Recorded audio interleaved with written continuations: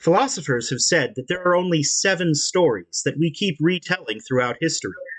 Tonight, we're going to pick one and tell it again. This is The Treatment, a podcast about stories with your hosts, Billy Beck, Cody Beck, and Mark Lucas. The Treatment is filmed before a live studio audience. And you may hear the jingle jangles of that jingle jangle toy that Toby loves. You may also, depending on if you have Do Not Disturb on or not, you may also hear multiple emergency alerts. Because the state's on fire, but enough of that bullshit. Mark, good to see you. Good to see you too. Shall we run down what's on the wheel? Yeah, let's get right fucking into it. Our offerings on the wheel of what the fuck we're gonna make up. From myself, being Billy Beck, Little Bo Peep, Prometheus, and the Tortoise and the Hare. Mark, your offerings are the Three Little Pigs, Jack and the Beanstalk, and Rapunzel.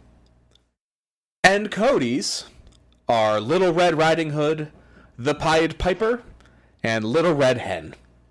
Ooh, very fairy tale fable energy. Yeah, we're getting fable-y today, unless it lands on like fucking Prometheus. That's a fable. It's almost like we were looking at things in the public domain, but also don't know what is the public domain. And that's fine. I spun the wheel. And the wheel has landed on the Pied Piper. I win! Okay, neat. Alright, Cody. What the fuck's the deal with the Pied Piper? So, the Pied Piper is a story about how you should never stiff someone on their tips. Elaborate. So, the Pied Piper is a gentleman who has a pipe, like a musical pipe. Oh. Goes around piping a little tune on it, like a bard.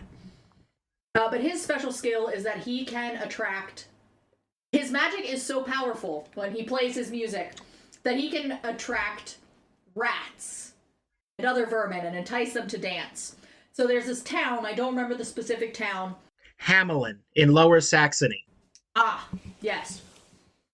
Who they are overrun with rats. And so they endeavor to enlist the Piper to get rid of the rats for them. And he's like, all right, this is my fee. They're like, cool, we'll pay you. And so he pipes the rats away and basically convinces them to drown themselves in the river with the music of his irresistible pipe. And then the townsfolk turn around and they're like, actually, we don't think we're going to pay you. So he's like, that's cool. And they think that he leaves. Instead, he starts piping another tune that entices all of their children to follow the exact same path of the rats.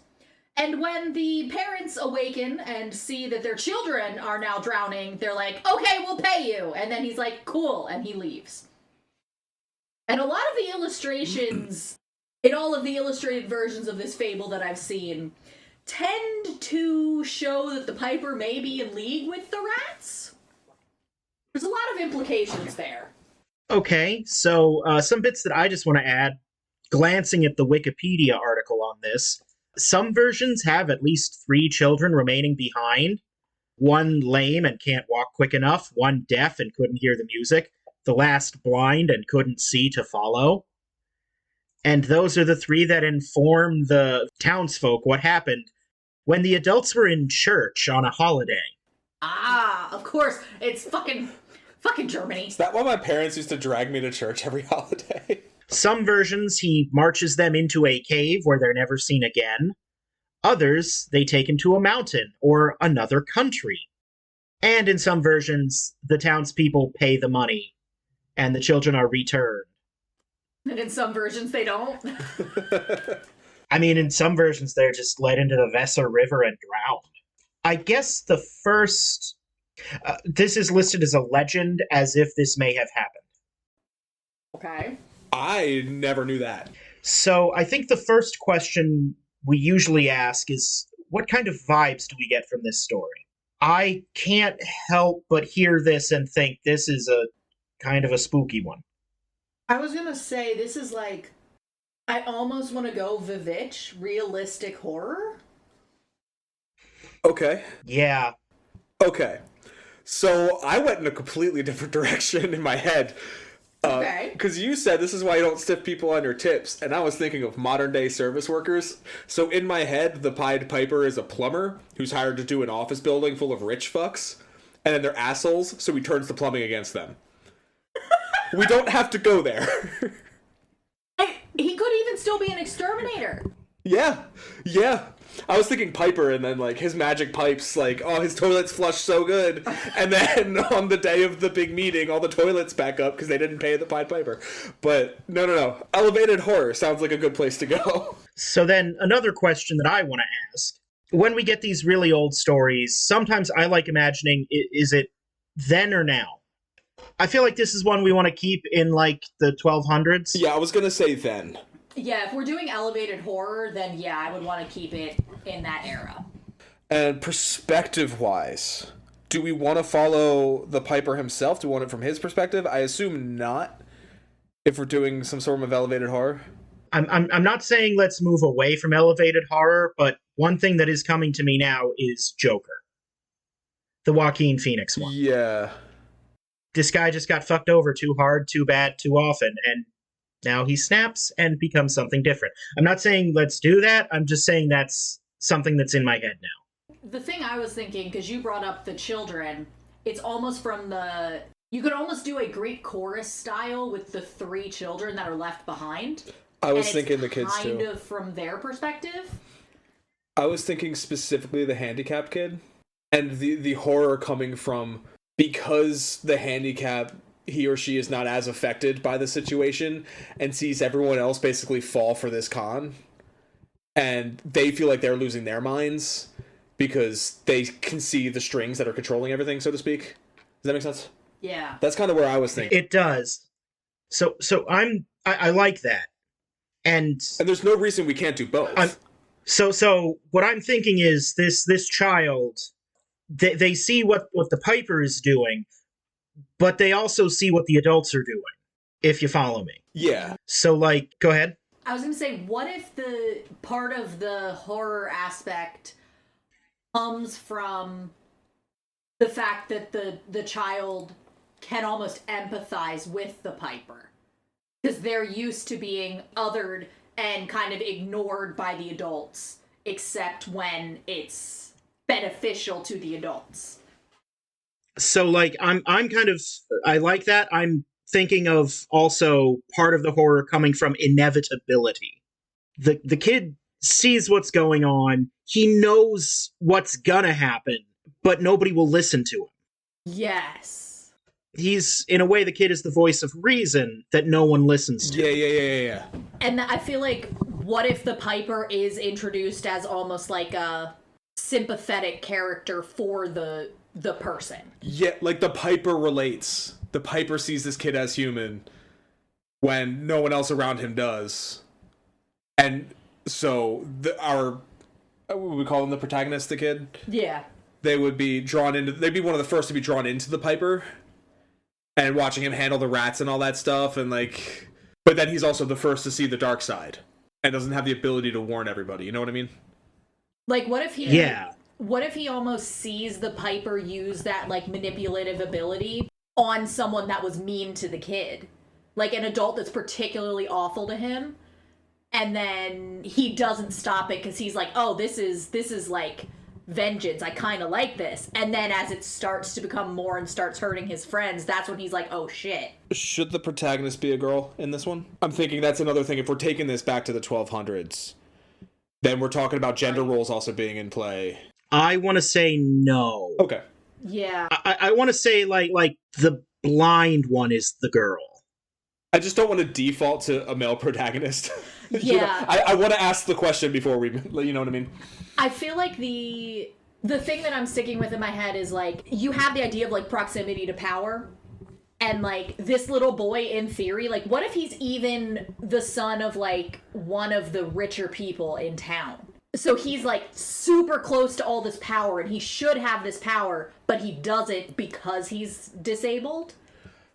I would say he's not the son of the richest person in town, but he's either a nephew or the son of someone close to that person. He's the son of the richest, but he's like the third or fourth son. If we're going back to like this old time with an old time social structure where the first son gets like the lion's share. So he's part of the important family, but he's not, even by their standards, he's not close to important. You guys have heard the phrase heir and the spare, right? You always have two sons. What if he's the second son, but they had a third because he was born lame? Ooh. So he's like, he should be more powerful than he is, but because he was born with his disability... He's not even the spare. Yeah. He's not even good enough to be the spare. I like it. How old is he? We're talking children, especially if we're talking children in that era, under teen, maybe 11, 12. 12 was what I was thinking. Like, I would say prepubescent to pubescent. Okay. Do we want to fold in the older son? I'd say the older son would be like 13. Yeah, the older son, I would say even like 16. But like, I feel like a real libertarian saying this, but like a young 16. He's just turned 16. He's just gotten betrothed. He's just coming into his manhood. Yeah. And his brother sees all these things. Part of the jealousy is his brother sees all these things he should have gotten or should be getting and knows he won't. Yeah, the older brother is finishing the stage of life that the protagonist is beginning. That coming of age era. But he still needs to be at least childish enough for the rat catcher. And I think that's a part of the twisting the knife at the end. Yeah. I feel like the worst thing that we could make the parents here is indifferent. Like, they kind of dote on the older sibling, and they're also like, you dote on the younger sibling in the way because they're a child, but they're just kind of like indifferent to him. Like, they're not cruel to him in any particular way, they just don't really care if he's there or not. Yeah. Which is also kind of why he gets away with what he does. Like, spending time with the Piper, etc. Mm. The other thing is, I would assume that in this particular town, it's small enough, they don't necessarily have a, like, tavern or hotel or whatever. So I feel like, I might be wrong, but I feel like the rich family would host guests when they appeared in town, so maybe the Piper's even staying with the family. And the Piper kind of sees the dynamic, and that's why he starts seeking out the boy. What if instead the Piper lives in a wagon? He's not even, like, from this town. Oh, yeah. I meant more like he arrived, and so the family is hosting him. And I'm saying they don't. At best, they tolerate his presence until they learn that they can use him. So, are we thinking the Piper character? I feel like he fits the vibe of, like, traveling bard. And it just so happens he has this ability to get rid of the rats. I'm kind of thinking circusy. Like minstrels or mummers. Like pale makeup, lanky, weirdly colorful clothing. Yeah. Maybe he's with some other traveling performers? Yeah. I know we're not nearly there yet, but the vibe that I'm getting from him is Benedict Cumberbatch in The Power of the Dog. Huh. See, because I'm already getting a vibe, and the vibe I'm getting is Willem Dafoe. I was getting Skarsgård vibes. Okay, so we need to refine this a little bit. I like the idea of traveling with the troupe, and I like the idea of a twist of the troupe. Like, maybe it's a circus, traveling circus, and something seems off, and the reveal towards the end is that everyone working the circus were kids from the previous town, and they're all, like, brainwashed now. Oh, I like that. For the Piper, are we gonna lean more towards spooky elements, or are we gonna lean more towards a little bit too beautiful? Because I think that'll refine it too. I'm thinking spooky. I was thinking unsettling. Yeah. Okay. like, at first glance, there's nothing wrong, but the more you look, the more uncomfortable you get, and you're not quite sure why. I'm not throwing this up as a casting suggestion, but as a picture that I'm kind of thinking of. Eddie Izzard from Across the Universe. Okay. Yeah. Like, it shows up, the scene just comes out of nowhere. They appear. I love that scene, but also it's really unsettling, but also it's really beautiful, Yeah. but it's more unsettling. You can't quite look away, but you kind of want to. Yeah. That's what I'm thinking for our Piper. Eddie Izzard, got it. No. I mean, Eddie Izzard, the circus master. So let's start from the beginning. I guess I'm picturing a little town with a rat problem, and the circus comes to town. Are we all kind of on board with that? Yeah. yeah.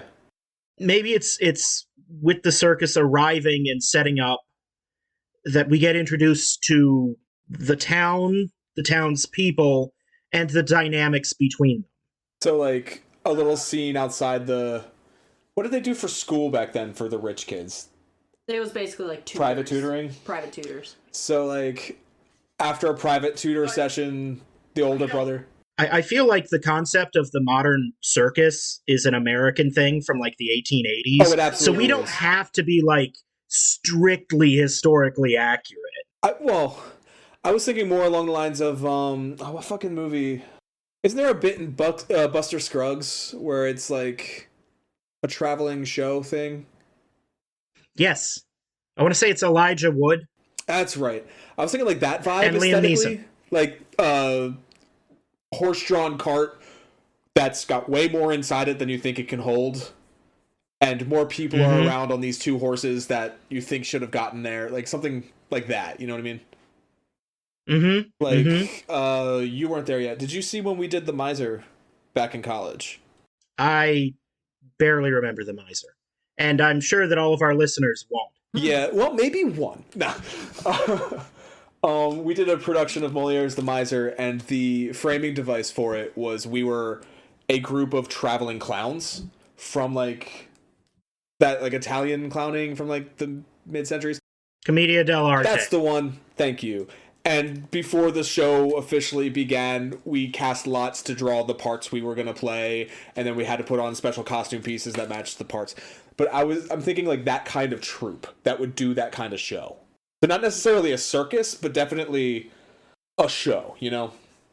Kind of like mummers, minstrel shows, the troops of traveling actors were common. Even, like, I mean, this is like 1200s, but, like, the troops that Shakespeare was part of and stuff had to come from something. So I think that a wagon that just kind of, like a clown car, more and more people keep spilling out of. Mm-hmm. I'm still thinking, taking what you're saying, but I'm still thinking of it in a circusy lens. They come through town, playing music, maybe throwing confetti to get people excited. Like the guys who in what's her face's Titus that show up with the severed body parts. Yes, exactly. Yes, Had the same music as that scene from Across the Universe with Eddie Izzard. yeah. So it's while they're going through town that we start getting a picture of some of the townspeople, you know, what they do for a living, what their standard of living is. Like just little 2-line interactions between characters so you learn their names and their positions, that kind of thing. I mean, the named characters, but even just like guys in the field look up and get excited. Yeah. Somebody in the bank closes a bank book and looks out the window. Like, Yeah. and they're kind of like Moses in the Red Sea. The rats kind of make way for them, and that's how we start folding rats in. I think it would be fun if, like, there's basically like a rat in every shot, but more and more of them as it keeps going. Like in the first opening, there's like a rat skittering through the grass, and then or the wheat that they're milling or whatever, and then it's like 2, and then 3, and then 5, and then a bunch, and they're kind of like coming almost from everywhere, almost like shadows. And right when it's enough for the audience to think, that's a lot of fucking rats, that's when your boy goes, so it seems you have a rat problem here, you know? Something like that. Yeah. And that's getting into the plot, getting the plot rolling. Yeah. I think a fun little detail, I would like one of the mummers to play Shipping Up to Boston. Like a medieval version of, because, to quote a certain film critic, the rat symbolizes obviousness. So the mummers, the performers come into town. We get a sight of the townspeople and what they do, and maybe we even see a performance. Oh, for sure. They do a little spooky performance in the town square. And I feel like that can be where it ends with, like, the piper or ringmaster, whatever, like, stabs something down and happens to get one of the rats, and is just like, I see you have a rat problem. See, I'm thinking still giving clues to who the social stratus of the town. The performance would be in a circus tent just outside, specifically so that we can see the sections. You know, see the who's in the bleachers, who's in the good seats, who's like maybe they set up like chairs or something as part of their introduction, and then there's only like maybe 10 seats, and it's very clearly the wealthy in those seats, and then there's like some standing area, and then watching up on a hillside off to one side, they can't see everything. Like that would be the poors. Okay, what if we kind of marry the two ideas? We get the idea of, like, social stratification, but as they're going through the town, like, playing the music, throwing their confetti, whatever, everyone kind of irresistibly follows them out to the circus where there are some seats, and you can kind of see the people who deserve those seats, whether they think that or whether other people allow that. Like, they're the ones that kind of take the seats. And then you have everyone else kind of falling into whatever their stratus is. I don't know how we're ending this yet, because we haven't got there. But here's a thought, to take it back to if they're having this performance in the town square. What if there's a gallows? That they use as a stage? Like they hang a tarp or something on it, or like a painted canvas for a scenery thing, but it's hanging on the gallows. Yeah. And even they're up there like Shakespeare would say, tromping the boards, as if it were a stage. Yeah. I don't like I love the idea of the circus leader, like, planting a flag and crushing a rat with it.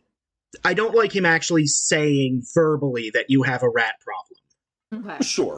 That kind of ties back into you can't just have people say how they feel, because that kind of thing makes me feel angry. I think that's a moment that's best left unsaid. Just rat. And we start seeing, like, there's a lot of rats. You don't need me to tell you there's rats. There's rats. And I feel like maybe that could be a transition to, I want to say like a town hall meeting where people are talking about the rats. Like, that's how we get the talking part of the plot going. Yeah, that makes sense. I feel like something we also need to narrow down. How disabled is our main character? Is he in the 11th, or is he in the 13th century equivalent of a wheelchair?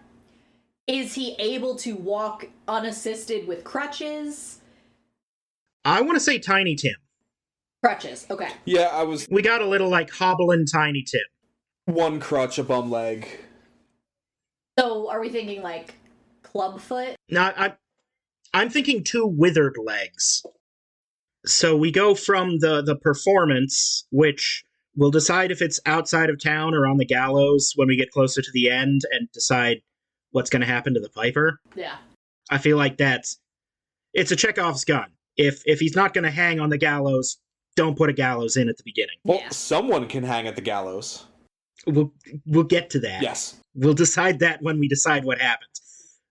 we go from the performance to a town hall meeting where people discuss the rat problem and solutions, Mm-hmm. and it can't have been established yet, so they don't think of asking the performers for help. Yeah. You have the town hall meeting, it's descending into chaos, and then all of a sudden you have this figure stand up in the back that's just like, I can help you for a price. Monorail. Monorail. I love that, but I think we need to have a little bit in between. So I'm picturing this argument.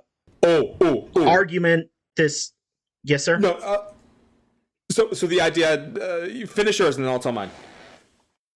I'm picturing this like argument in town hall.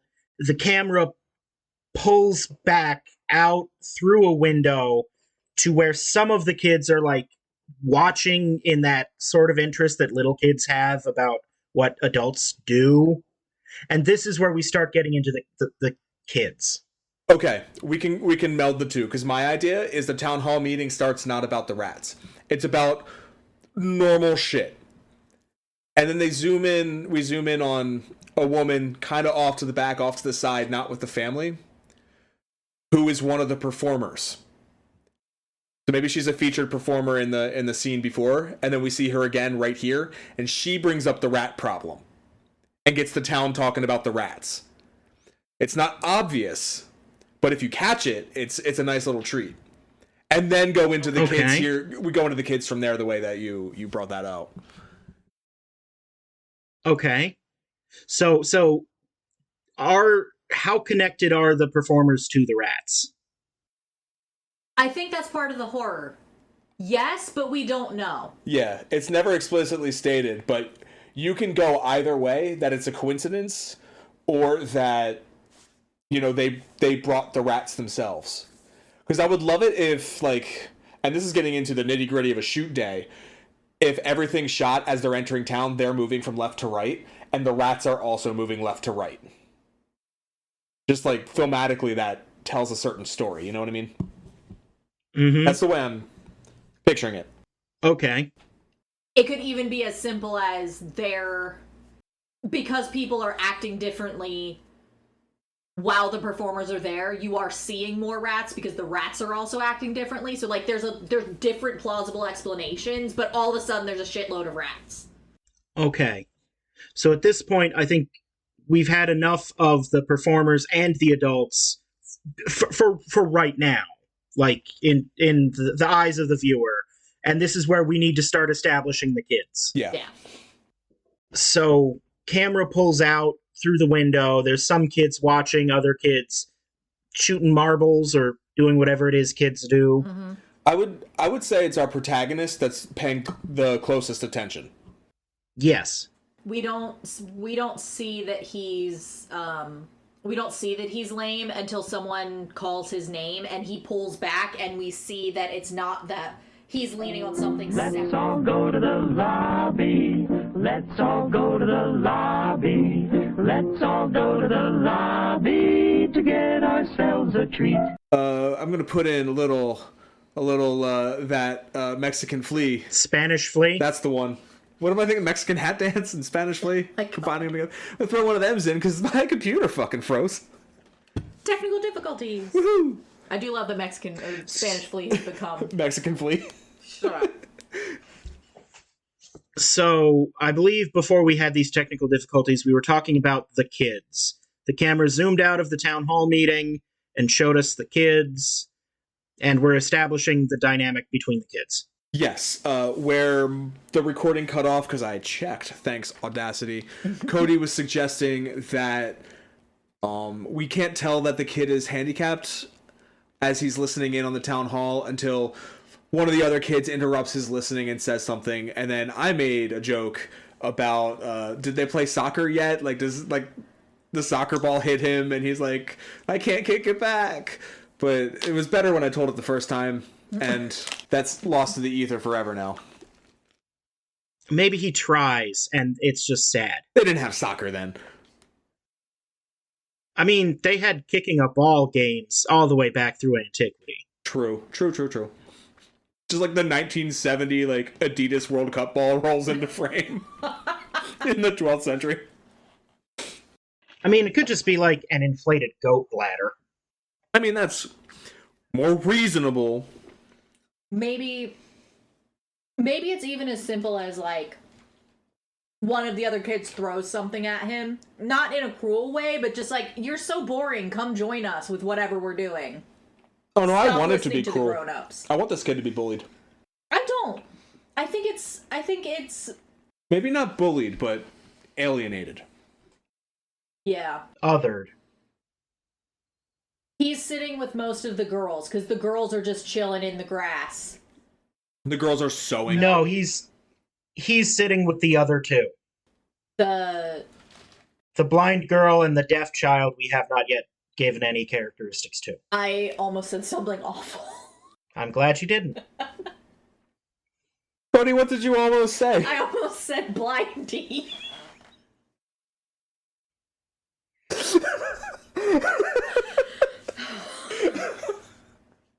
So Blindy and Defo. it's not No, it's not funny. Why am I laughing? It's so needlessly cruel. Mark, that cocktail looks delicious. Thank you. It's based on a book. You know, it's not based on a book.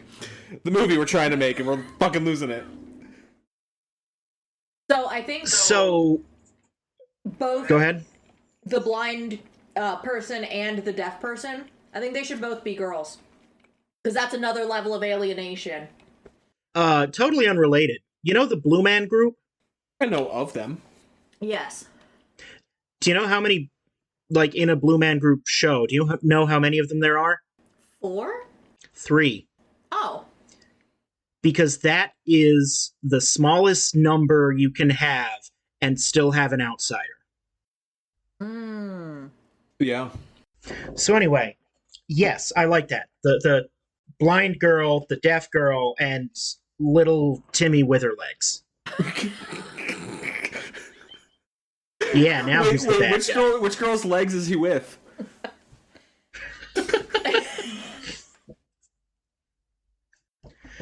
Maybe I do like, Bill, your thing about the ball and them not being able to play with the other kids.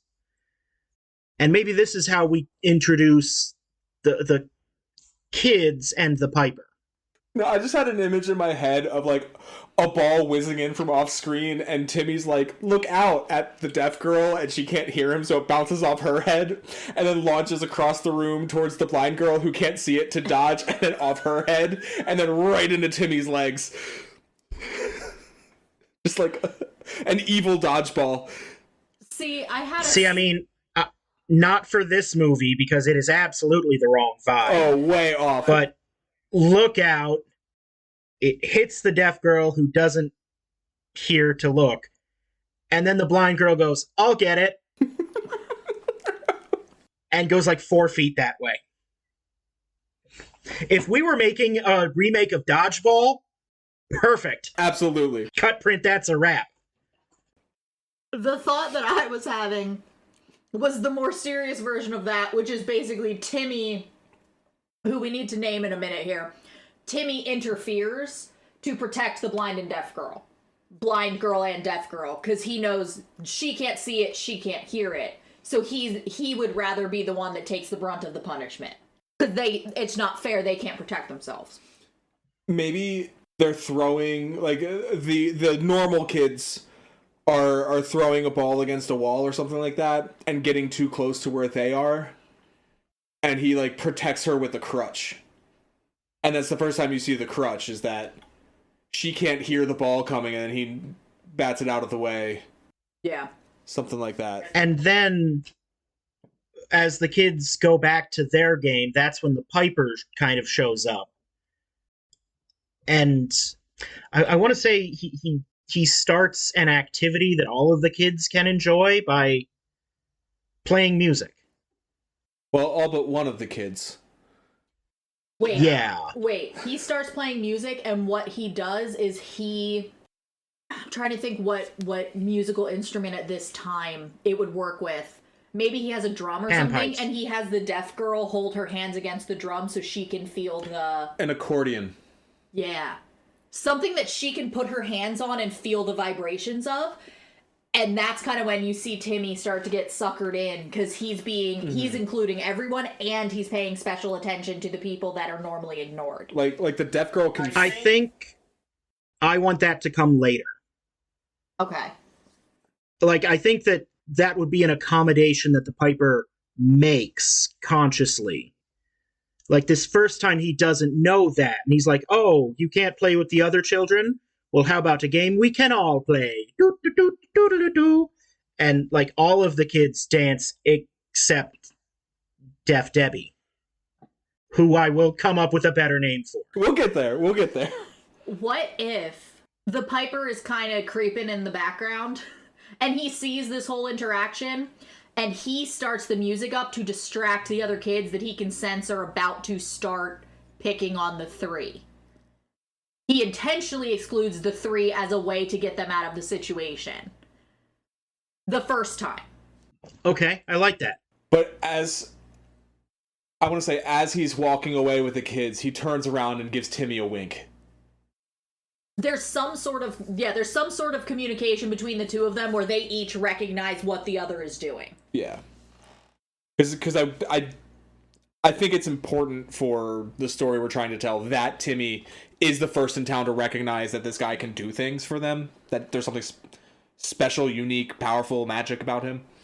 Maybe it's Timmy's idea to use the Piper on the rats.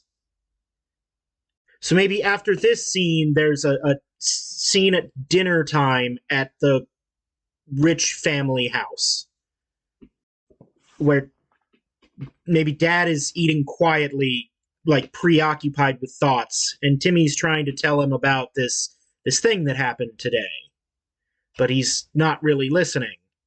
Or maybe he's discussing crops and business with older son. Yeah, they're discussing the family fortune at the table, father and eldest, and Timmy's trying to tell the story about, like, oh, he whistled them away. It was like magic. You were there, older brother.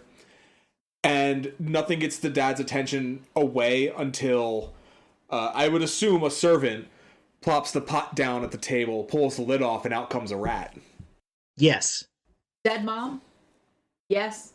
Alive, but barely present. We just did alive, but barely present. No, we just did alive, but in a...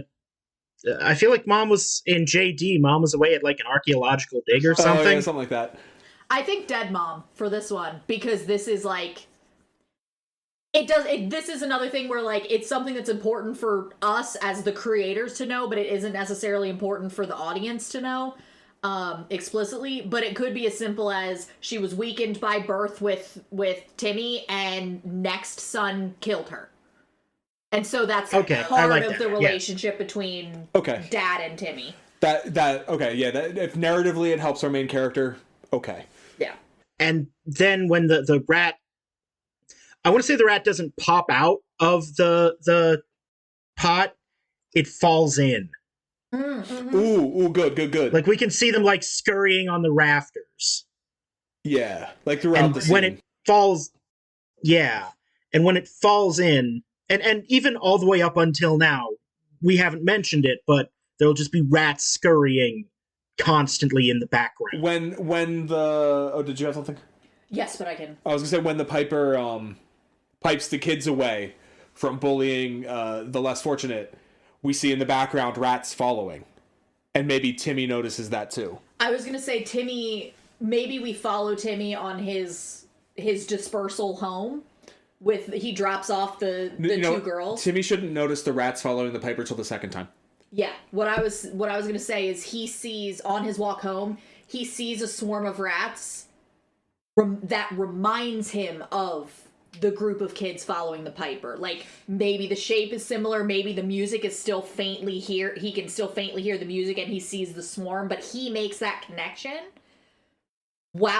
after just seeing the Piper lead that group of kids away. Maybe the local cheesemonger is whistling the same tune as the rats are following him. So at dinner, father won't listen as the kid tries to tell the story. Rat falls into the pot, and dad just kind of says something needs to be done about these rats. Maybe they can even lightly be folded into the conversation he had been having about, like, our investments in the granary. Yeah. Yeah. Yeah. Because I would say if he's the wealthy man, he probably owns a lot of land, and that land would be used for... They're hurting our harvest, they're hurting the storage. We have to do something about these rats. Absolutely. And that's where Timmy, like, suddenly gets some strength in his voice and is like, what about... Not yet. No. I don't think he's put 2 and 2 together yet. So after dinner, I'm thinking the next scene is in the public square, where Timmy and the 2 girls are hanging out, and this is where they're approached directly by the Piper. And this is where we have that scene. Maybe Piper mentions, I noticed that you weren't dancing when I played yesterday. And this is where Timmy says, oh, this is Deaf Debbie. She can't hear music. And he said, oh, can't she? I bet she can. It's just different. And this is when we do the thing Cody mentioned with the drum. Yeah, or the accordion or something. And this is where all of the kids in town get whipped up into a dervish of dancing. It's a regular midsummer bacchanal. I did not see Midsummer, and I'm not going to. But this is, and maybe we can make it that the Piper says, "Let us go. It is nearly time for the show. Come on, come one, come all, and make sure you bring your tuppence for a ticket." And he leads a parade of children away to where the performance will be. And this is where Timmy notices about the rats also following. This is where Timmy puts 2 and 2 together. Gotcha. Yeah. Yeah, that makes sense. And also it kind of hints towards the greed of the Piper. Mm-hmm. But with the tuppence a ticket. Yeah. Yeah. But I feel like the Piper should also kind of wink, wink, nudge, nudge, and let maybe not the Piper directly, but maybe some of the other, like, children, the other performers, kind of let the girls in without making them pay. See, I don't think they go. Okay. I don't think they can get there. Like at the end when they can't follow. Okay. And it's because they're left behind. That's how Timmy can see the rats following the children, following the Piper. Okay. What if it's kids get in free, so by the time they get there, the show's half over, but they don't have to pay? Or what if it's just, at that point, the ticket guy's gone? That works, and they too. just go in. Yeah. Yeah. I was thinking, like, maybe kids free to draw in the kids and their parents. See, and I'm thinking, like, sell cigarettes to kids. Like, just advertise to them direct. You've all got your tuppence, right, kids? Okay. I mean, you gotta kill them somehow. And maybe at this show, there could maybe even be some, like, trained rat performances. That might be a bit See one much. Jump through a little hoop. A little bit much, you think? Okay. Bit much. I think it could even be, like, once you enter the tent, performance space, whatever it is, there are suddenly no rats. Ooh, I like that. And that's almost part of what lends to the unsettling nature of the experience, is because the rats are kind of background noise to both the characters and the audience at this point. So it's a subtle enough thing that most people aren't going to pick up on it. Just in the background Foley, the sound design of each scene, just the chittering of rats increases slowly throughout. So by this point in the movie, like, just before you get in, you're like, man, that's a lot of fucking rat sounds I hear, and then nothing. I'm thinking in the same way that, like, Hitchcock's The Birds, we wouldn't want any incidental music in this picture at all. It's just kind of the susurration of rat in the background. Any music that we do have, we need to see it being performed. All diegetic. Yeah. Yeah. Yeah. And then this is where I want to say at this point, Timmy just goes into a town hall meeting and kind of hollers in a lull. Like he goes in and they're already talking about the rats. And he just says, I know what to do. And the people listen, not so much because they want to hear what this kid has to say, and more just because we've tried everything else. Yeah. Yeah. What if he also sees, it doesn't necessarily have to be a rat, but what if he sees the piper playing to an animal of some sort, like a cat or a dog or something, and the animal reacts, and that's where he kind of has that idea, wait, what if we could use this? And that's where he kind of hobble marches into the... Like, maybe he doesn't notice the rats as much, but he notices a stray dog or something earlier. Yeah. Like, following the piper to the show. Yeah. So the kid recommends, and I feel like this is going to be a hard cut, right from the kid speaking up to, I'm picturing like a desk, mayor with a sash, the town elders speaking directly to the piper. Just to lay out, the agreement is if you can get rid of all of the rats, we'll pay you 50 guilders. Yeah. That's if you can get rid of the rats. If you can get rid of all of the rats, because that's the loophole they're going to use later. They're going to have one rat. Well, that's a question I was about to ask, is do they intentionally stiff him? Absolutely. By which I mean, do they connive to stiff him? Yes. Is there a conspiracy Like, here, to commit I have fraud? this one rat. See, because what I'm thinking is, instead of like, we have one rat in a cage, you didn't get rid of them all, so we're not going to pay you. Instead, what I'm thinking is, hey, the rats are gone. Oh, you thought we were going to pay you? No, we're not. We'll pay you 50% or whatever. Here's the 5 guilders we promised you. Yeah, I like that. So they promise him 50 for getting rid of all of them.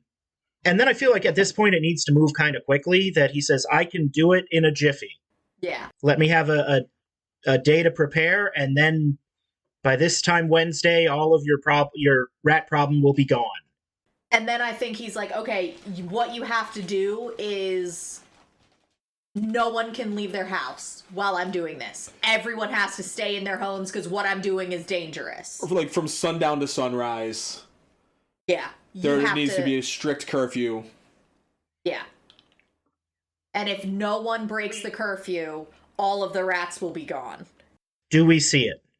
Timmy does. We don't. Timmy breaks curfew. I think we hear it, which is worse.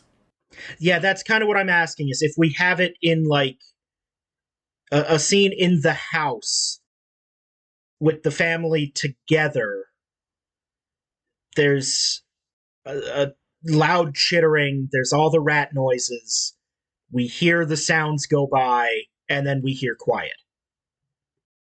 Or do we want that montage of him marching through the town, playing his pipes, and drawing the rats? No, I definitely don't want to see it. Yeah, I think his instructions should be like, no one can even see what I'm doing. Your windows need to be closed. No, like, closed and shuttered. No one can see what I'm going to do. And this is kind of where you start seeing, like, a little bit of the darkness around his edges. Mm-hmm. Yeah, and then them eating, or sitting by candlelight at night, and you just hear skittering on every surface that's exterior. Like, maybe even on, like, closed window shades, like, you can still see shadows of rats skittering up and down the windows. And it's just, like, music that isn't quite right. Because the skittering is so loud. Yeah. Like, you can barely make out the music. And then, hard cut to daylight and silence at the end of that sequence. It's, like, one of those things where I don't want to say it's, like, an endurance thing, but I almost want it to just kind of inch up the noise and for, like, a solid 2 minutes throughout the scene until it gets to the point where it's almost unbearable, and then just nothing. Like, the blind girl is crying. Yeah. The deaf girl is sleeping soundly.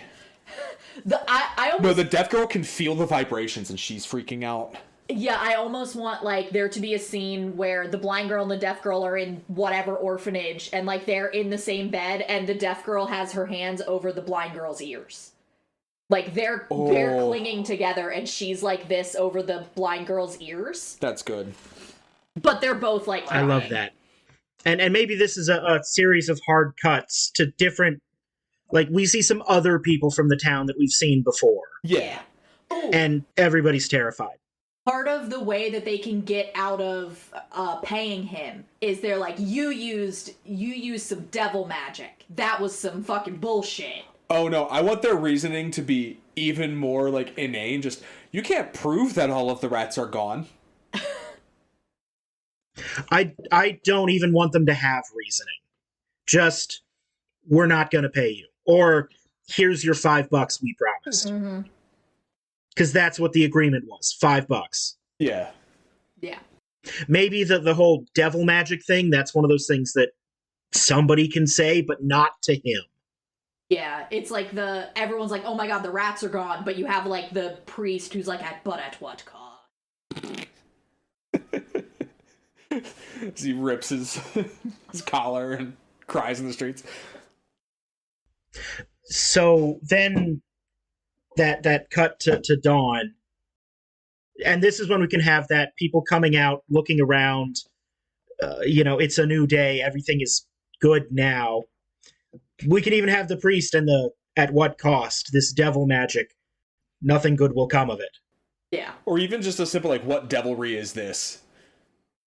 Yeah. As everyone is thanking God and praising the heavens, it's the priest who's like, something's wrong here. Then it's back into the town hall mayor's office for that payment scene. You get screwed over. Go ahead. I think before the payment scene, there needs to be a celebration scene. Like, they need to laud the Pied Piper. Oh, maybe it's not even their, here's the 5. What are you talking about? Oh, we spent the other on your celebration. The celebration lauding you is where it was your payment. What if they pay him at the celebration? Like, you can't say no, because everybody's watching. Yeah. I like that. But little Timmy recognizes that it's fucked up.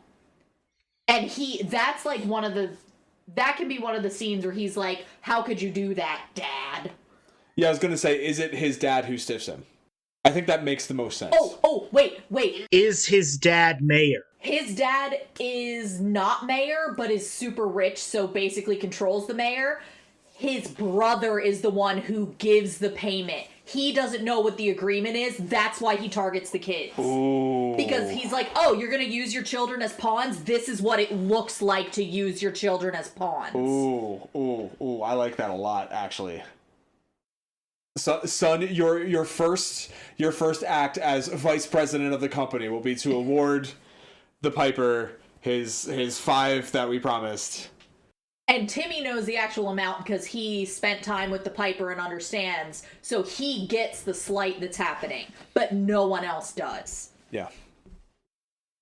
Do we need a scene earlier where the Piper and Timmy are hanging out? Where the Piper says how much he's getting paid? I thought we established that Timmy would be in the room when the agreement is made. Mostly because they kind of forget about him, so they forget to shoo him out. Like, I would even say that, like, the townspeople bring him into the room because it was his idea. Because it was his idea, exactly. And then leave him sitting in a chair in the corner. As they do the adult thing where they're talking and the kid's down at fucking waist height, like, I don't know what's happening up there. And then at the end of that scene when they agree to the 50, Timmy hears it. Then, like, Piper kneels down and thanks Timmy for, like, thinking of him in this time and all that. That could be when they bond. Yes. Okay. So then when older brother gives 5, I want to say the Piper makes a little bit of a stink about it. The Piper is very much like, oh, this is how we're going to play this game. I would say he doesn't make a public stink, but his demeanor changes, like, noticeably. Like, He becomes colder. It's very much like he recognizes that he's being insulted, and he recognizes, like, they never intended to pay him. And so he's kind of like, you are starting this game, you don't know what you're starting. Okay, he recognizes that, but how do we? You don't see any rats, but you start hearing the noise in the background again. It's a different noise. Yeah. It's a different noise. What if it's music now? Because he's demonstrated that music is his weapon. We'll come back to it. We'll come back to it. Yeah. We need to address how we see that more than just a demeanor change. Does the town try to tax him on his new income? I want to say no. That's too funny. A little overboard. Yeah, I think the five or the fucking 10% is enough of a sting. Oh yeah. I think, like, at the celebration, at the party, when the older brother gives him a bag of money, and he, looks in and asks, "Where's the rest?" And not like in a pointed way, like, "Where's the rest?" Or is that all? Yes, it is, and you've earned every penny. He opens the drawstring, counts 1, 2, 3, 4, 5. Like, his face drops. Smile comes back on. This doesn't feel like 50. Everyone has a good laugh, and then he puts the bag down and never picks it up again. And that's how we know they fucked up. Can we do... I know this would be more cinematography. Can we do something with the light around him? Can it get visibly darker? Like, some sconces in the background of whatever hall they're in, like, some of them just start going out. Mm-hmm. Like, you don't see all the way to the walls anymore, the corners are getting dark.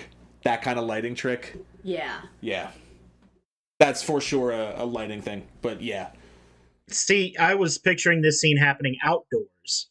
Could still have, like, But still, like, playing with just on this side of the camera. Like, the gas lamps behind him go out. Yeah. Or I think we just light the scene differently at that point and don't explain the diegetics of it. Yeah. Just... I was thinking if we're doing fully musical diegetic, like, doing lighting diegetic as well would also be interesting, but we don't have to. What if the music... Because obviously if they're doing a celebration, there's going to be music playing. What if the music changes from, like, something solely happy to something a little bit more tense? Like, we start doing, like, a tarantella. Whatever song is being played goes into a minor chord. Yes. Hallelujah starts playing. At this point, I want the piper to say something, like, sinister. Not outright evil, but, like... Kind of something that carries the intent of, like, are you sure this is how you want this to go?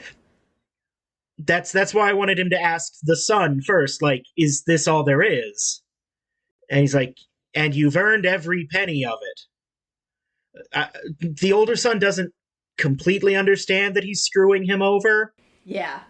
Like, I think the older son doesn't know what the agreement was. Yeah, he doesn't know. I feel like the older son is kind of a himbo.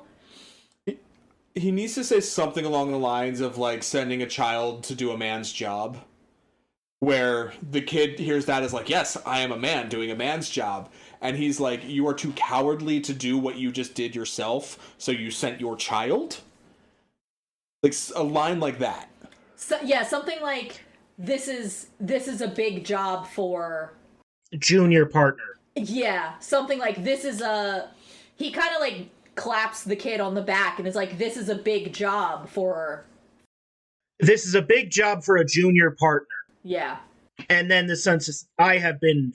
yes, but I have been fully vested and trusted by my father, the president of the company, to offer you the reward of 5 guilders. Yeah, and that's kind of when you see the piper's eyes slide up to meet the father, and that's where he's kind of like... sees the father and says, entrusted have you? And where's the rest? And is that all there is? 5 shiny gold pieces for a job well done. And he goes from dark back to bright. Very well then. And I thank you, and I will get what's owed. Or thank you. These 5 pieces of gold are very dear indeed. Or something like, I see my value, or something about value. Tying the value of the gold to the value of the children, but not saying it out loud. Yeah. You truly are a valuable asset to your father. Yes. You are a credit to your father's organization. I will take these 5 expensive coins and go on my merry way. And this is where Timmy starts asking, like, Father, he's still, at this point, he's, off to the side with Dad. Because you're not going to let the cripple go up on stage, even if it was his idea. It's like, Father, I thought the agreement was 50. Don't talk about matters you don't understand. Yeah. And maybe then he can ask, like, but Father, won't there be a repercussion? Father, aren't you an honorable man? Who says I'm not? Who said I'm not? If you promised him 50 and paid him 5, and he's lucky to get the 5. So then how do we transition to the Okay, so what happens next? Yeah, this is where I'm like, all right, how do we change? Because the third act I want to have is the Piper and his troop leave town, and suddenly kids start going missing. I think Timmy tries to pay the Piper. I think Timmy steals something valuable from his father and tries to give it to the Piper, and the Piper's like, don't worry, everything, I will be made whole. Don't worry, everything, I feel like we can do better than that, but when I'm trying, I'm not succeeding. Like, he brings, like, a work of art or something that he knows, because he's an eavesdropper, right? So he knows the value of pretty much all the trinkets his father has. So he finds something worth 45. What about, like, a gold candelabra or something? Something like that. A stein with jewels and rubies. Something. He grabs a trinket, a MacGuffin, whatever, brings it to the Piper as they're leaving town. And he says, this is worth the rest you were owed. I'm so sorry you got stiffed, something like that. And the Piper turns him down and says, no, your father will pay me back a different way, and leaves. Yeah. Maybe he even lightly chides Timmy for theft. But I feel like... Ooh, that's good. But I feel like it's kind of like a... Does your father know you have this? Yeah, it's like an affectionate, like, at least someone in your family is honorable. Yeah. At least there's one honorable among you. Son, you're no thief. Put this back. Yeah. Like, but if you give this to me, you will be the one who pays when your father punishes you. Yeah. Like, some form of, like, establishing that payment is not necessarily monetary. Something that I feel like he should also say, but don't worry, your father and I have an understanding. I will be paid. Yeah. And maybe then there's one last attempt. Timmy tries, like, begs his father, we can send a rider. We can still catch up to the troop before they reach the next town, and you can pay him. What if he even related to the, like, getting turned down, your father and I have an understanding, and Timmy brings that up with his dad, and is like, what understanding did you reach? Are you going to him? Are you sending a rider? And his dad's like, what the fuck are you talking about? My debt is paid. Yeah. What debt? As he's going over stonks again with his son. Yeah. All right, oh, go ahead. I really like the end, like, from what I'm taking from Wikipedia, the St. John and Paul's Day. All the adults are going to church, and it's mostly for the family, like, to be seen. The older son doesn't even go. It's just the dad. Mm-hmm. Yeah. Maybe we can lace a little bit of that in, like, ahead of time, that, like, St. John and Paul's Day is coming up. Yeah. It's good that those minstrels are gone for John and Paul Day. So then when all the now I'm thinking of The Godfather. The baptism scene? When yes, so while all of the parents have gone into the church, I'm just going to throw this out there. The piper locks the church, like bars the church door from the outside. Yes. Yeah. Maybe he takes like a trumpet or something and like jams it in the door handles so that the parents can't get out. I was gonna say, what if it's not even the piper, it's like two of the performer children? I don't want there to be anybody else from the circus. Like, it's just the piper. Okay. Does that make sense? Yeah. Yeah. And the piper is moving unnaturally fast through the town. Just appearing in places quicker than he should. One thing from, again, the Wikipedia, his costume is different. He's dressed like a hunter. Yeah. He's dressed like Errol Flynn's Robin Hood. Yes. And once he's locked, jammed the doors, maybe one more time he says the piper must be paid. And then he starts playing his unnatural and eerie song and doing his pirouette dance throughout the town. And the kids follow like zombies. Yeah. Like, it's not even joyous. It's not even fun anymore. Do we want to do zombies, or do we want to do they don't want to but are still following? I would say yes. They don't want to but are still following. It's like that's kind of like I don't want to say it's body horror because it's not quite body horror, but it's kind of that like, I'm not in possession of my own, I'm not controlling my own Oh, you body. mean like puppeted? Almost like puppeted, yeah. Oh, I might have misunderstood you then. I might be more in the zombie camp. Okay. Just because I'm imagining a scene where in the orphanage, the blind girl hears the music and gets up and starts walking, and the deaf girl sees it and has to grab her and stop her, and then she shakes out of it and realizes, oh, shit, something's happening. And then they run outside and find Timmy. Yeah. And are able to snap him out of it so that he can actually do something. Yeah. I don't think they snap out of it. Okay. And again, going all the way back to, it's that the only thing that saves them is that they can't. The blind girl is just walking into a door, like walking into a wall 3 feet from the door. The deaf girl is like trying to pull her, like, what are you doing? Why are you doing this? And even little Timmy, he's hobbling along, like panicking on his face, and still just barely hobbling. The kids are screaming, the kids are crying. Even the older son is like yelling, but he can't stop. He's just going. And the piper is dancing and whirling and playing and laughing. And the parents hear, and they try and get out, but they can't. The doors are barred. They can see, but they can't get out. Yeah, they can see through the windows. And to mirror the scene from earlier when they're all in at night hearing the skittering, all they hear is the pattering of bare feet on cobblestone and screaming. Yes. I think it should also be like, whatever the kids were doing, they stopped. So some of them have one shoe on because they were getting dressed. Some of them have both shoes on. Some of them have no shoes on. Like, it should be all levels of disarray. Yeah.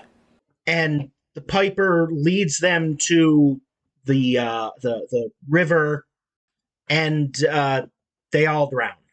All the kids drown, except for our three. Did we want to go the route of they are made into the circus, they are brought into the circus, or did we want to stick with that idea? Because I had an idea of like the existing performers are lined up at the riverside as if like the baptism scene in O Brother Where Art Thou? Beckoning.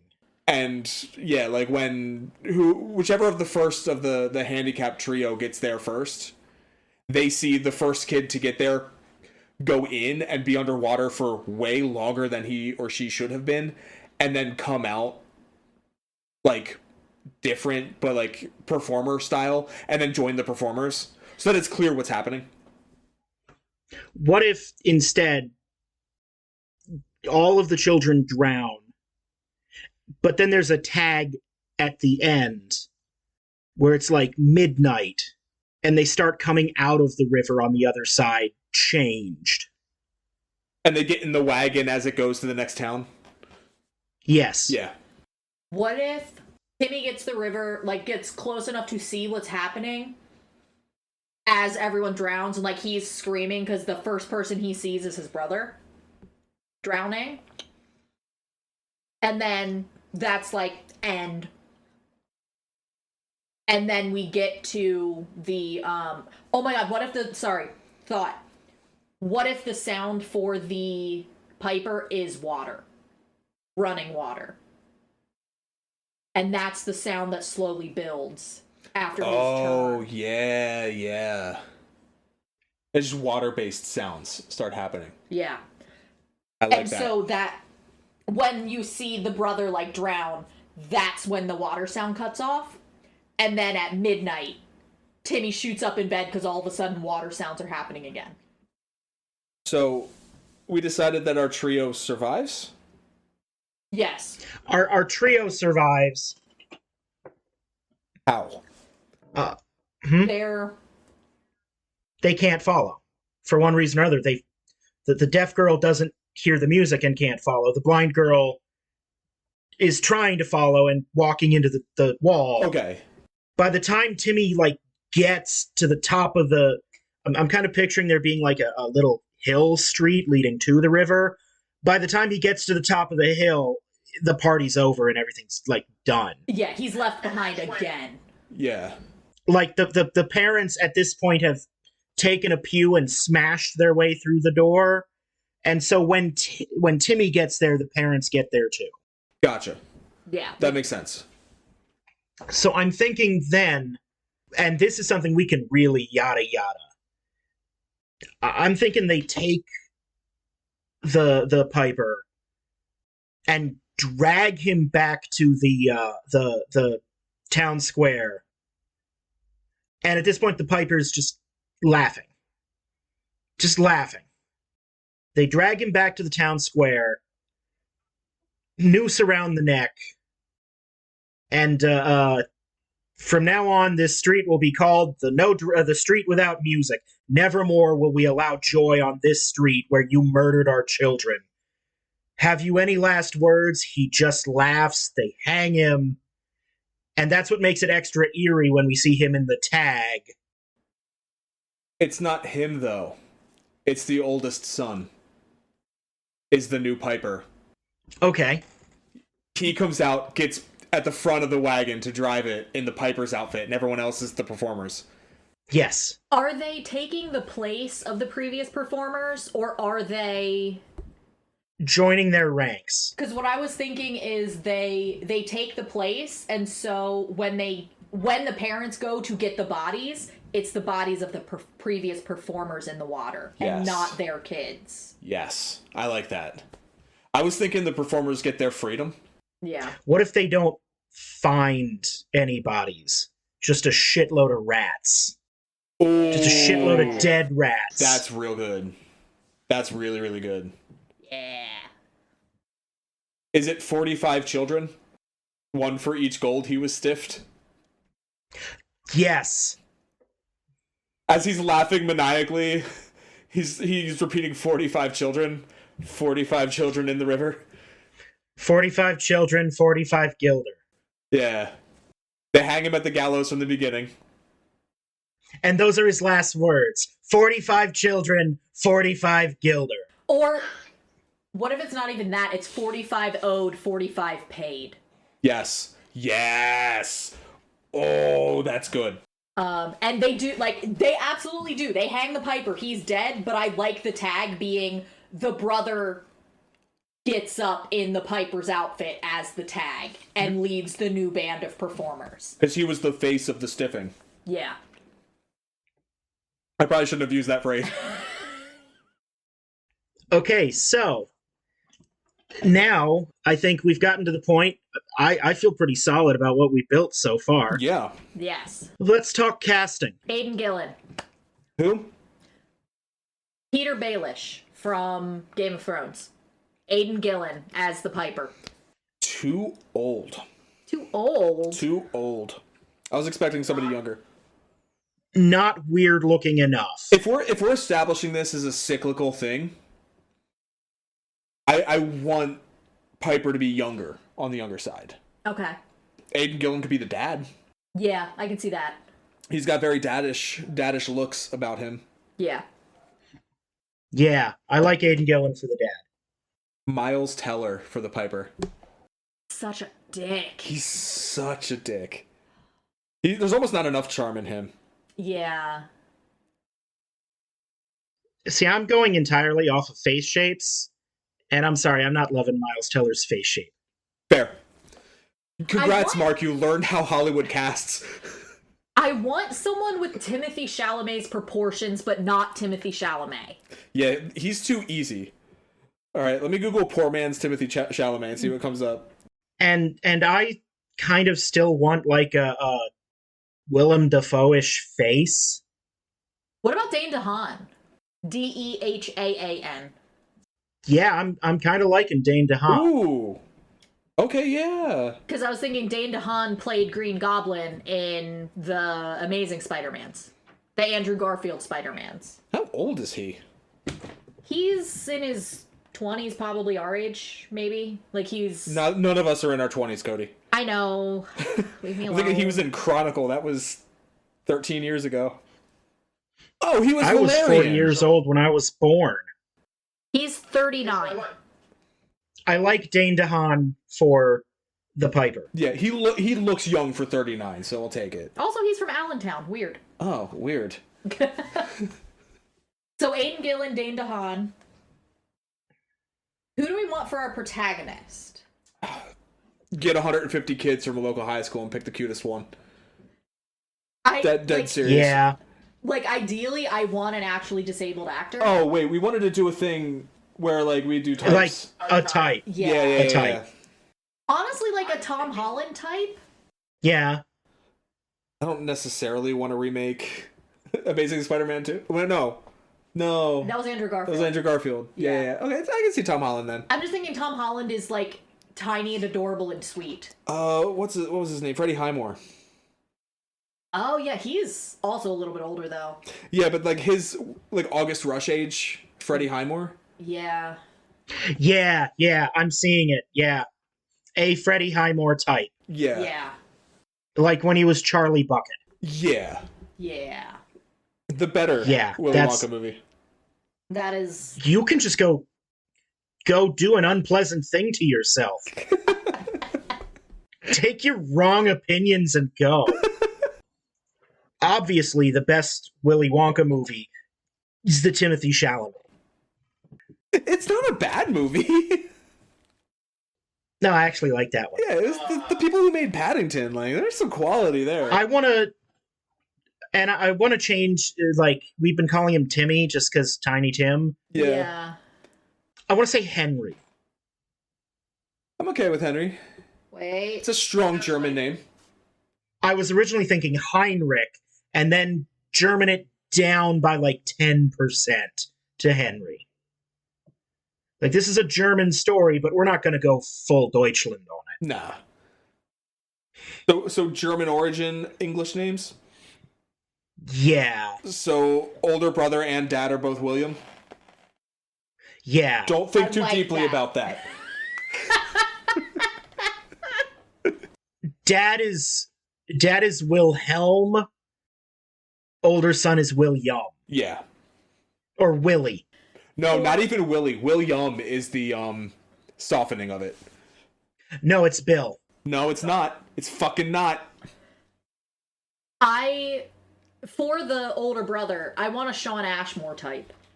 I saw in my head Sean Astin. No. Yes, Sean Ashmore. Yes. Yeah. Like, nice, doesn't deserve what happens to him, kind of just a tool. Yeah. And I mean, not he is a tool, but he's being used as a tool. What about the girls? I like the name Sari for one of the girls. Okay. Like Cyrilda, but it's short for, but they call her Sari for short. I was thinking more like actress types, but okay. Oh, I think for those ones specifically, instead of going for type, we need to be authentic. So go, find a blind child who can act. Find a deaf child who can act. yeah, absolutely. I think that's important. Yeah. Who didn't get cast in Coda? Find them. They all got cast in Coda. I've met people who got cast in Coda. Coda, it stands for Child of Deaf Adults, and it is a very good American remake of a French movie that actually used deaf people. It's a beautiful movie. Like, half the cast went to Gallaudet, and we're Yeah, there. just go to fucking Gallaudet and just grab the youngest looking child. Yeah, like, they were at Gallaudet when we were in college, which means there's a non-zero chance we ran into them at festival one year. Because I definitely took some workshops with some of the Gallaudet kids. I feel like those are more or less the characters that need to be cast. Yeah, the rest are just Yeah. like actor. You get some character actors, or a lot of the performers would be like, you go to like a local dance hall and get them for the performers. Yeah. I feel like the priest of the devilry, that can be a stunt cast I was gonna cameo. say, that's Willem Dafoe. Yeah, I was thinking the exact same thing. That's Willem Dafoe, yes. For sure. Let him be a freaky little guy. Maybe he's the priest and also the mayor? Because we're not talking democracy. We're talking...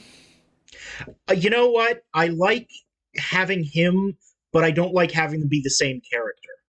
The priest and the mayor are two different people who are played by the same guy. Both played by Willem Dafoe. Okay. Yes. I'm okay with that. Like, the priest isn't the mayor, but they're both Willem Dafoe. Well, one's Willem Dafoe and one's Willem Defriend. Ha! So, I think the only thing that's outstanding, the only thing we still need, is a title. I would like to think of a director. I mean, fucking Tamor. No. I was thinking Eggers. Eggers would do well. The whole time I'm thinking Eggers. Eggers did Nosferatu and The Vitch. And The Lighthouse, The Northman. He does elevated historical horror well. I'm not aware of the new Nosferatu, and I don't know directors well, so I'm just assuming you're talking about a guy who's 140 years old.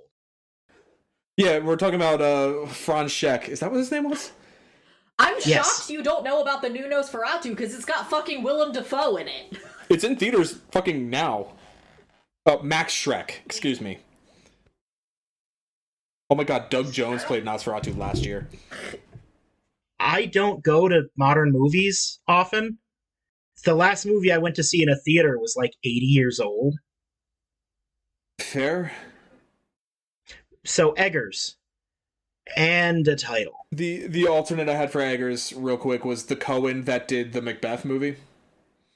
Oh. Did you see Tragedy of Macbeth, Mark? I did not. Very interesting stylistically. Yeah, very, very stylized. German expressionism? German expression, yeah. I just don't know how you would do that in color, and I would want to do this in color. Yeah, let's stick with Eggers. Eggers works. Yeah. He's so hot right now. The title. Ratcatcher. That sounds like a D&D NPC. It sounds too B-movie. The German title, again, I'm looking at Wikipedia, Der Rattenfanger von Hamlin. The Ratcatcher of Hamlin. The Ratcatcher of Hamlin works. Yeah. Just the Ratcatcher, I'm getting like 50s B-movie vibes. But the Ratcatcher of Hamlin, now we're getting spooky vibes. Okay. And what's the poster look like? I'm thinking him in the hunter outfit. And the kids, like, him, kids, rats. Like, he's bigger, and then it's like the silhouette of the kids. And then like rats in the foreground. Yeah. Like, the silhouette of the kids kind of melds into the rats approaching the viewer. Yeah. But we see specifically our 3 kids. Yeah. And they're like, as if they're surrounded by the mass of all the other kids. Yeah. Like, we see them and we make out the shapes of kids around them. As if he's standing there, like, with them. Yeah. And then as if they're all surrounded by rats around their ankles. Yeah. I dig it. I admit that this isn't my bag, this isn't my genre, I don't like this kind of movie. I think I'd pay to see this. Or have somebody describe it to me and then say it's real good, but I'm too scared to see it myself. You would seek out like a CinemaSins of it, just to get what's going on. Yeah. Yeah. Yeah. I'd probably catch it on DVD because it's also not like my vibe to go see in theaters. I prefer, like, when we're talking horror, I prefer slashers and shit like that, but Yeah. I'd be happy that this is made. Yes. See, when we're talking horror, I'm like Rocky. Either Rocky horror, or just watch Rocky instead of a horror movie. God damn it. Alright. Well, since the Pied Piper was Cody's, Cody gets to add something to the board. To the wheel. Oh, it's a wheel. Yes. We have a real physical wheel in the Beck Studios. Let's go ahead and add the 12 dancing princesses. Well, maybe next time we're here, it'll be the 12 dancing princesses. Yeah, then maybe you're gonna... it'll be Rapunzel. Maybe it'll be the Squonk. Who's to say? It will not be the Squonk. It'll be the Squonk eventually. Well, I feel very proud about what we've done tonight. I feel like this was a very successful treatment. I look forward to speaking with all of you again next time, when we'll be discussing another story to turn into a film. And in the meantime, everybody go and see The Ratcatcher of Hamelin in theaters Thanksgiving.